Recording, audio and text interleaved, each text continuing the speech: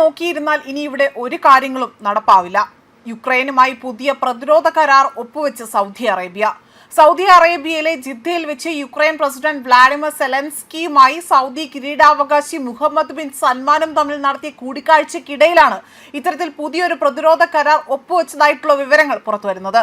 ഭാവിയിലെ ആയുധ കരാറുകൾക്കും സാങ്കേതിക സഹകരണത്തിനും പ്രതിരോധ മേഖലയിലെ നിക്ഷേപങ്ങൾക്കും അടിത്തറ പാകാനായി തന്നെയാണ് ഈ ഒരു പുതിയ കരാർ കൊണ്ട്, അതായത് പ്രതിരോധ കരാർ കൊണ്ട് അവിടെ ഉന്നം വയ്ക്കുന്നത് എന്നതാണ് ഈ ഒരു വിലയിരുത്തലിലൂടെ തന്നെ പുറത്തു വരുന്നത്. മാത്രമല്ല, ഇതിലൂടെ ഡ്രോൺ പ്രതിരോധം, സൈനിക വിദഗ്ധരെ സൗദി അറേബ്യയിലേക്ക് അയക്കുക, അതായത് ആധുനിക വ്യോമ പ്രതിരോധ സംവിധാനങ്ങൾ വികസിപ്പിക്കാനുള്ള സഹായം എന്നിവ ഉൾപ്പെടുത്തിക്കൊണ്ടാണ് ഈ കരാർ ഒപ്പുവച്ചിരിക്കുന്നത്.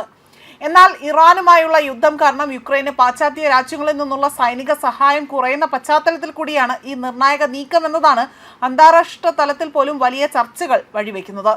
യുക്രൈന് നൽകിയിരിക്കുന്ന ആയുധങ്ങൾ മിഡിൽ ഈസ്റ്റിലെ സംഘർഷങ്ങൾക്കായി തന്നെ അമേരിക്ക വകമാറ്റാൻ ഒരുങ്ങുന്ന സാഹചര്യത്തിൽ സൗദി അറേബ്യ യുക്രൈനുമായി ഒരു പ്രതിരോധ കരാർ ഒപ്പുവച്ചിരിക്കുന്നത് വളരെയേറെ കൗതുകം നിറഞ്ഞതാണ് എന്നും ഇത് വലിയ ആകാംക്ഷയോടെയാണ് ലോകരാജ്യങ്ങൾ ഉറ്റുനോക്കുന്നതെന്നതാണ് രാഷ്ട്രീയ വിദഗ്ധരടക്കം ഇതിനോടായി തന്നെ വിലയിരുത്തുന്നത്.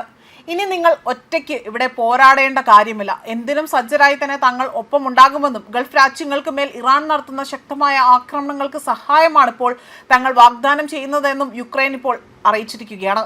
സമൂഹ മാധ്യമമായ എക്സിൽ പങ്കുവച്ച കുറിപ്പിലൂടെയാണ് യുക്രൈൻ അറബ് രാജ്യമായ സൗദിയെ സഹായിക്കാൻ തങ്ങൾ തയ്യാറാണ് എന്ന കാര്യം അറിയിച്ചിരിക്കുന്നത്. അതേസമയം യുക്രൈനും സൗദിയും തമ്മിൽ വളരെ പ്രധാനപ്പെട്ട പ്രതിരോധ ധാരണയായി എന്നതാണ് യുക്രൈൻ പ്രസിഡന്റ് സെലൻസ്കി അറിയിച്ചിരിക്കുന്നത്. അതേപോലെ തന്നെ റഷ്യ യുക്രൈനെതിരെ പ്രയോഗിക്കുന്ന ഇറാന്റെ ഡ്രോണുകൾ പ്രതിരോധിച്ചുകൊണ്ട് അതിൽ പരിചയമുള്ള വിദഗ്ധർ പശ്ചിമേഷ്യയിലെയും ഗൾഫ് രാജ്യങ്ങളെയും ഡ്രോൺ ആക്രമണത്തെ പ്രതിരോധിക്കാൻ സഹായിക്കുന്നുണ്ട് എന്നും ഇതിലൂടെ വ്യക്തമാക്കിയിട്ടുണ്ട്.